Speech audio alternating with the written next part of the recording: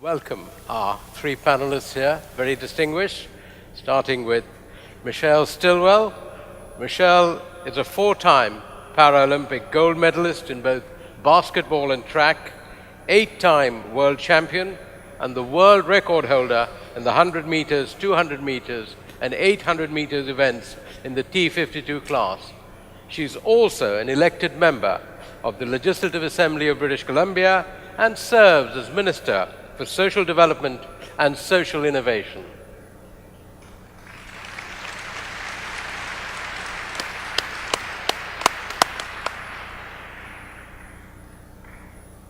Paul Sheahan is an Australian cricketer.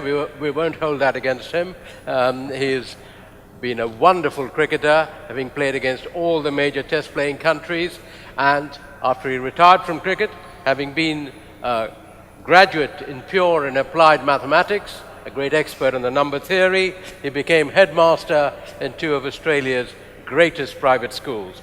And since his school career, he's taken on board directorships on governing bodies as diverse as Capital City Market, which is an energy and water ombudsman's office, a policy-making body in the area of juvenile drinking, and an advisory board of an international school. Ladies and gentlemen, Paul Sheahan.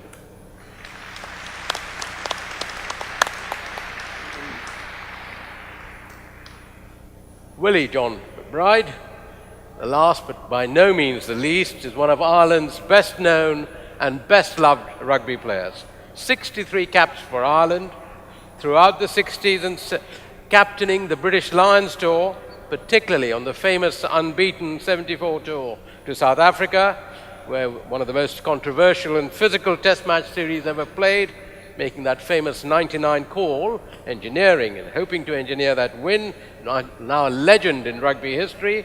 He's been awarded a Member of the British Empire for services to rugby, and after his retirement from rugby, he went on to a long career in banking, from which he has since retired, and an absolute legend in the game of the oval ball, wherever it's played.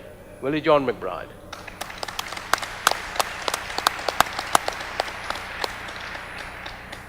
I shall start with what a great player, Charles Barkley, said. I'm not a role model. I'm not paid to be a role model. I'm paid to wreak havoc on the basketball court. Parents should be role models. Just because I dunk a basketball doesn't mean I should raise your kids. We'll discuss this in a moment with these three great sportsmen. But Michelle, let me start with you.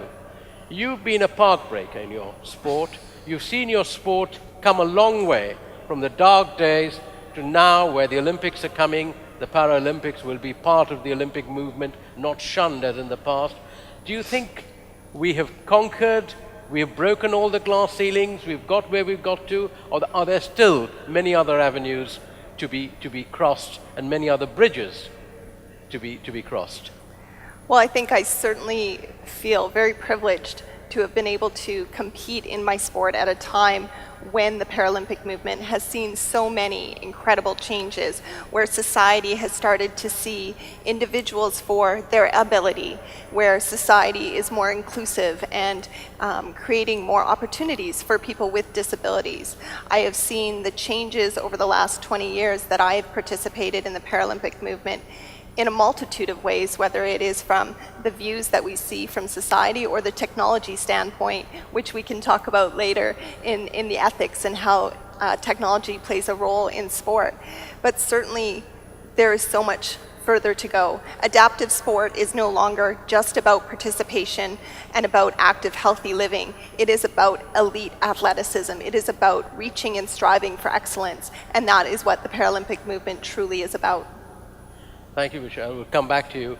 Paul, your career is a bridge between a time when you were an amateur, didn't get a lot of money, had to share bedrooms when you went on tours abroad, to now where the sports star is a showbiz star. In my profession, it's gone from the back page to the front page. Do you think that's been for the good, or do you think that's bad? Can I just say we shared bedrooms with our teammates, not with others, Mahir.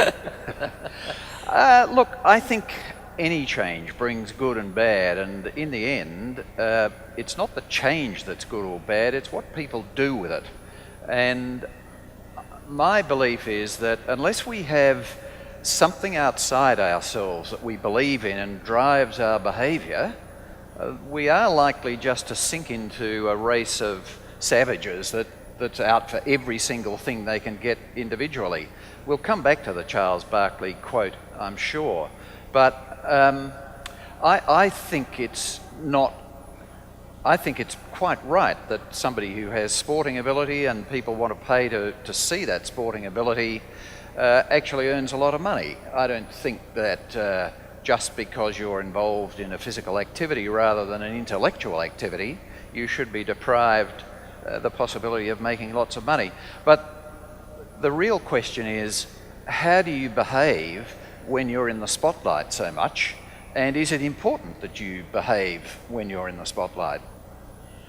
Willie, in your career, you have gone through a lot of changes and you've seen sport become a business where money has come in through television, through sponsorship, and you yourself, after your career, went into business, a very distinguished banker. How do you feel about sport becoming a business, and how do you think it's coped with it? Yes, my rugby union did go professional.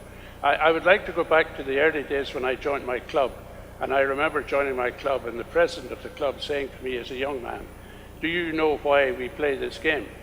And I stood and I said, "Carry on." And he said, "Don't forget these words." He said, "Our doors, our gates are open to all creeds, all classes." He said, "We here teach young men how to have tolerance and understanding of their fellow man." He said, "We teach them how to win, how to be successful, because that is something that you take into life." And he said, probably even more important than that, we teach them how to cope with disappointment, because there are many disappointments in life, and it's important that we cope with that as well. And he said, finally, he said, what our game is about, it's about people. And that's the sort of, I would say, ethos that I lived my life through as an amateur sporting guy. Now, the game went professional about 20 years ago, and there's no question about it. When money comes into sport, it does become a business. And I can understand why that happened, because why shouldn't sportsmen be paid for it? But it does bring other problems with it as well, because when it became professional, there are different priorities come into the game. It is then about signing contracts, it's about agents, it's about finance, it's about all the things that come into the game, and the ethos that I was taught entirely changes. So yes, it does bring big change to the game. I never signed contracts in my life. And you know, when I think about it, I go back to my club. When I think of my club, we had a different sort of attitude to that. We didn't have transfers from one club to the other for more money like they do nowadays. I never signed contracts. We had a word called loyalty. And I played for my club for 21 years. So there are huge differences from the professional takeover of our game until from the years that I played. Paul was talking, and we've talked about role models. Michelle, is it fair that we expect sports stars to be role models? And what we have seen is the role model that used to be there, the politicians, I know you're a politician, but the great politicians and so on, are no longer role models, and sports stars have taken on that burden. Is it fair, as Barkley said, that their attitudes or their lives should not tell us how to run our lives? I mean, Tiger Woods may be a great golfer, but why should he tell me anything about life? Well, I think honestly it has to do with what people choose to take in from the information they're receiving. We live in this huge technology world now, and for an athlete today, for instance, when Usain Bolt breaks the world record, the entire world knows about it within seconds, and they have comments and judgment about it because it's so easy to post it, to share it, and to talk about it, both positively and negatively. And I think that today's athlete is under a much more focused lens, a microscope of what is acceptable and what isn't acceptable. And I think as an athlete, you certainly need to have that regard for yourself in your own life and how you want to be perceived in community, and how you want to use your abilities and use your unique gifts that you can share with the world to make your community a better place. I think that is something an athlete has the ability to use their stardom or their highlights from their athletic career to make a difference. And I certainly take that to heart when I think of my own life and what I've been able to overcome, and the experiences that I've had. If I can share those experiences with others and they can learn from them or they can be inspired from them, I'm helping make the world a little bit of a better place. Yeah. Paul, you feel strongly about Yeah, this. I believe very, very strongly in that. I think it's part of our human responsibility to, for want of a better term, improve the human condition. And, you know, we have 2 tennis players. At the risk of mentioning individual names, we have 2 tennis players in Australia whose names you might have heard, Nick Kyrgios and Bernard Tomic. If I were their parents, I'd have given them a hell of a good smack and made them behave. They are absolute brats, in my view. And as a former educator, I know how powerful those images are in forming how a young person wants to conduct their lives. They're probably as powerful, if not more powerful, than their parents. And if they simply want everything to devolve to them and for them to be the focus of the world, I think we're in for a pretty bad time. Now, I know that sounds like a Neanderthal view of life and everything was great when I was a youngster, but I think we've got to be careful to be custodians of all of the good principles that have served us so well down the centuries. Well, I think actually when I relate that to the Paralympic world too, you're speaking of the able-bodied version of an athlete. And for them, it has a lot to do with the business side of things, the egos and the sponsorship and being out there and being dynamic so you can get the headlines so that your sponsors are getting what they're paying for and those things. Whereas on the Paralympic side, we're just thrilled that somebody even knows that we have a sport or that they've seen our sport and that they've ever heard our names. You know, there are elite Paralympic athletes now who have become household names. Oscar Pistorius, maybe not for the right reasons. In Australia, Louise Savage. In Great Britain, David Weir. So we are gaining that momentum to be able to use our identities and our personalities to do greater good. But I think many times Paralympians take I would almost say a greater desire to ensure that they are giving back. But I think that's partly due to the fact that their major motivation is the joy of competition. It's not to make $1 zillion. And I think with some of the able-bodied sports people, they lose focus of what sport's about, and they focus only on the prize. And of course, watching Willie play, I think every time you played, you were setting a standard for everybody else, weren't you? Yeah, I think when I look back now, you know, the happiest days of my life were representing, being on the Irish team. And, you know, not only was that a privilege, but I regarded it as a responsibility, because you were responsible to the young players coming up. And we did make tremendous effort in around the country in meeting young people, and I think it was very important that we set those standards and was that role model that they were expecting and that their parents were expecting. The same thing applied also on the Lions team. It was a privilege and indeed a responsibility to play on the Lions team, which represented 4 countries. And I remember on Lions tours, we felt that responsibility in that we visited endless schools and we talked to them about our game and our ethos, and I found that very important to be that role model. Talking of responsibility, Michelle, we all know the rules of sport in any particular sport. Were you ever tempted to slightly breach it in order to win a medal? I'm sure you're so honest you didn't do it, but were you ever tempted? Well, I think you're going to see that in sport all over, and I think in Paralympic sport you see that a lot more because we have a classification system. So based on your level of functional ability, it puts you in a certain category to compete with people who are similar abilities, to make it more of a level playing field. So sometimes you will see athletes who are trying to get that little bit of edge. They maybe perhaps want to present as a little bit weaker, so that they can get into the lower class category in order to succeed in that category. And it's a troubling thing for Paralympic sport, and we're trying to find ways to ensure that we are making it a level playing field and it is fair. Me personally, it is what it is. I have the most function that I think my goal always is to be the best person I can be, the best athlete I can be. So I'm always striving for excellence. So it's not about bending the rules, it's how can I be better? Paul, we all know Australian cricketers, even if they edge the ball to the wicketkeeper, don't walk. Isn't that bending the rules a bit? Where is morality there? Oh, probably. Australians have been pretty good at bending the rules. We were the stock that was sent from the UK for all their criminal activities. So, I mean, what do you expect? Personally, I might decline to answer. That's a very tricky question. I think what I would say is that irrespective of what you observe externally, the competitor knows in his or her heart whether they've done right or whether they've done wrong.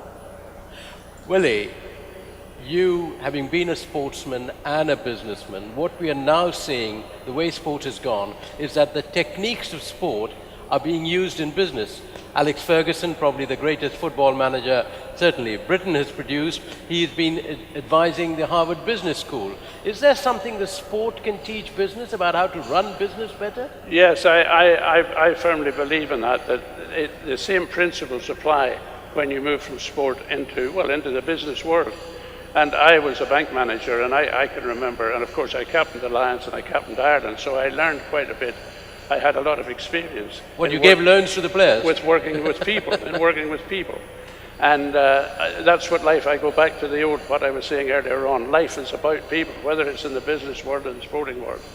And I can remember being at a bank managers conference on one occasion, and the tutor sort of went round to various managers and said, how do you manage your branch?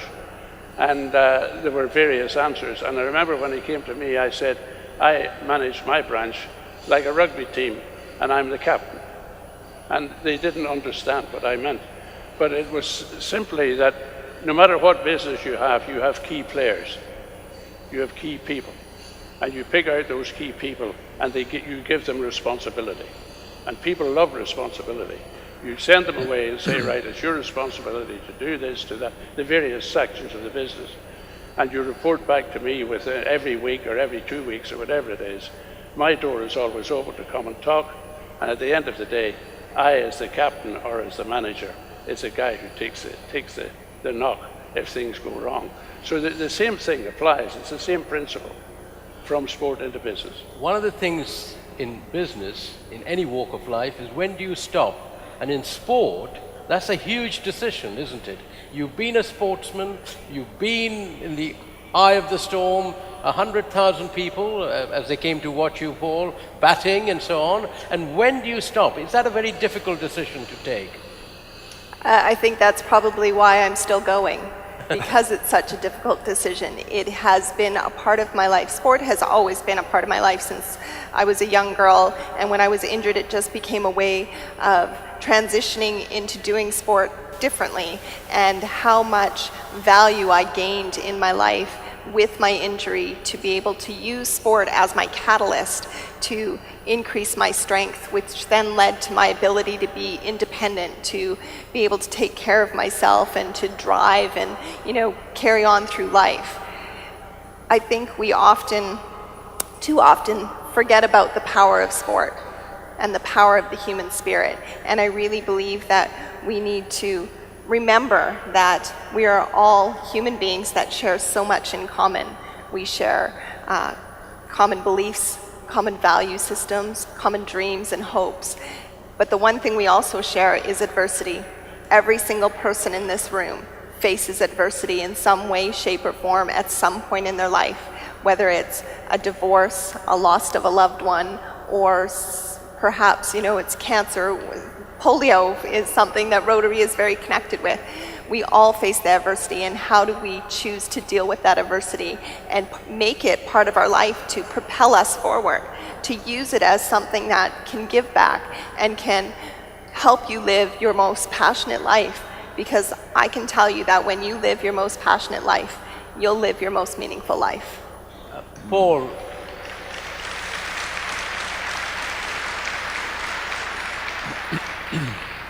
when you, at the height of your career, decided to give up and go into teaching, is that the motivation, that you wanted to give something back? Well, in my day, as it was with Willie John, you actually had to have a job that where you'd earn money and you could support your family. Your cricket, in my case, was a sideline and a recreation, and you certainly couldn't secure a future through the playing of sport.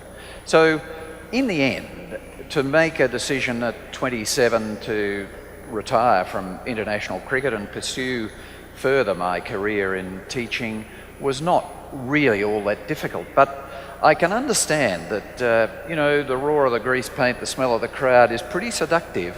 And when you're earning a substantial amount of money at the same time, and you sort of believe that you're as good as people tell you are, then it's rather difficult to rule a line under that and sink back into anonymity.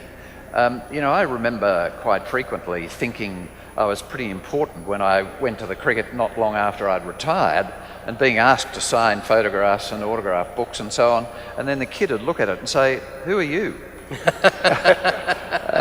So you never really want to get too carried away with how important you are, because you might have been able to be pretty good at some physical activity. One of the things I believe in is the redemptive power of sport, how sport can bring people together, cross cultures, in a way that very else can. I mean, you don't have to know a word of Spanish to understand that Lionel Messi is the greatest footballer, provided you know the rules of football.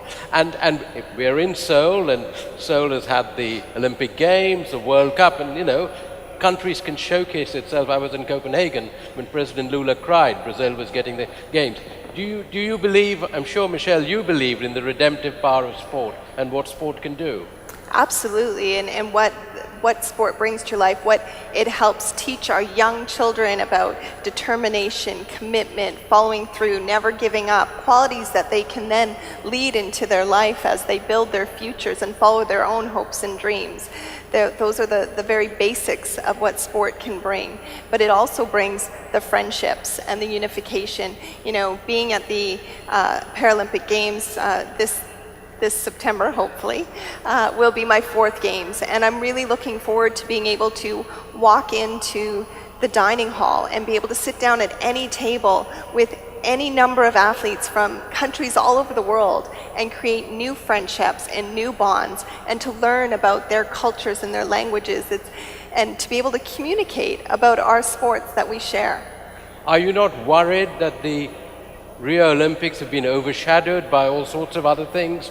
Drug taking, corruption, and of course the Zika mosquitoes and so on. Are you not worried about that? I think at the end of the day, when sport actually happens, when the games and the opening ceremonies happen, a lot of that will be forgotten. It will always be media conversation, because that's what sells papers. It's something to talk about. It's something to be concerned about. Of course, I will take my precautions to ensure my own safety. But the funny thing that we talk about too is this business of sport. In Paralympic sport, there is no big money. There is no being able to make a living off of it. If I go to a race, a 10K race, and win a couple $1,000s for coming in first, that money is paying for my next trip to the next race.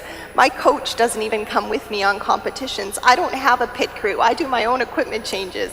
I don't have that ability to have sport wrap around me the same way as the amateur professional athletes in the able-bodied world.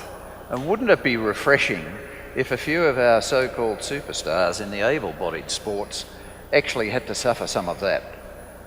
I mean, it's crucial that para-athletes are paid what they're worth, but some of our other brats deserve a good smack.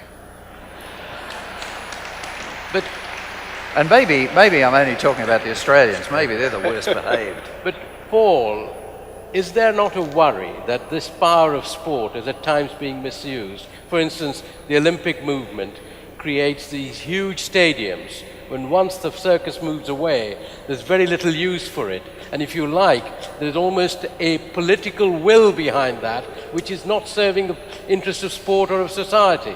Doesn't that worry you? Oh, fractionally. Look, I really am optimistic about the human race, and I think we will resolve most issues. That's not to say there won't be phenomenal pain on the way through, and there often is phenomenal pain, but I think we will resolve the big issues. The thing that does worry me a bit about sport is where I think 30, 50 years ago it might have been seen as a binding force, I think it can now actually be so clearly aligned to national pride that it can have the potential to be a divisive force. You know, the funny thing is, just emphasising its capacity to be a binding force, is that in Willie's sport, you know, the Irish have been at each other's throats across that border for 400 years, and yet they play rugby together at the Rugby World Cup, North and Republic combined to play in the one team. I'm sure in the late 1960s, early 1970s, that the fact that nations refused to play sport against South Africa as long as they maintained an apartheid policy was more powerful than the economic sanctions that were levied on the country in bringing black people and white people together. But Willie, how did you manage to be captain of Ireland when there is such a division? Was there a special magic in you, or yeah, I'm sure there was a magic. Well, I don't know about that, but I, you know, it was a proud time for me to be captain of my country, and you know, we're talking about bringing people together, and I lived through that period of terrorism or trouble or whatever you want to call it in Ireland, where there is division. And you know, the proud day for me was to be at Lansdowne Road, to be captain of Ireland. We had thousands of people from Northern Ireland, we had thousands of people from the Republic, and they were all there together, supporting us, cheering us on to beat whoever it was, England, Scotland, Wales, whoever it was. And you know, that to me was the sort of epitome of the power that you could bring into sport. And you know, one of the other things that I've always said, sports people, no matter what sport it is, and the supporter of sport, they're reasonable people, and when you have reasonable people, you can get things done, and you can bring things together, and you can solve problems. So I believe in the power of sport. I believe in that building that they We're can. running out of time. I want each of you to say, what is the one thing you would have liked to have done? Paul, in your sporting career, is there one thing you missed? I would have liked to have captained Australia at cricket. There you go. Well, I just say that I was, you were talking about when did you know when to retire. I think I knew when to retire because I was captain of Ireland, and I was then captain of the Lions, and I thought, how far, I can't go any further, so it's time to get out. But those are the memories that I have, because it was a tremendous challenge to go away with 30 players from all walks of life, coal miners, accountants, solicitors, you name it, we had all walks of life. To go away, what a tremendous challenge that was, and take them to South Africa and be with them for 3.5 months. It is a big challenge, and we were unbeaten. I don't think I could have gone any further. And you'd never have to discipline any of them? No, because we had an open house, we could discuss any problem. And you sang songs? We sang songs, yes. Michelle, is there one thing you would have liked to have done and one thing you would like to do now? Well, because I'm not retired yet, there's still plenty of things I want to do, but I will say what I live for is the day that Paralympic sport is just seen as sport, as athletes with a disability are seen as athletes first, and that we use equipment, and that's it. Just like a hockey player has a hockey stick, I have a race chair. As a rugby football player needs the equipment, or a cricketer needs a bat, it's my equipment, I'm an athlete first. Well, Yeah, that's pretty good. ladies and gentlemen, we've been very privileged to hear these three great sportsmen. I'm sure you'll join me in showing your appreciation.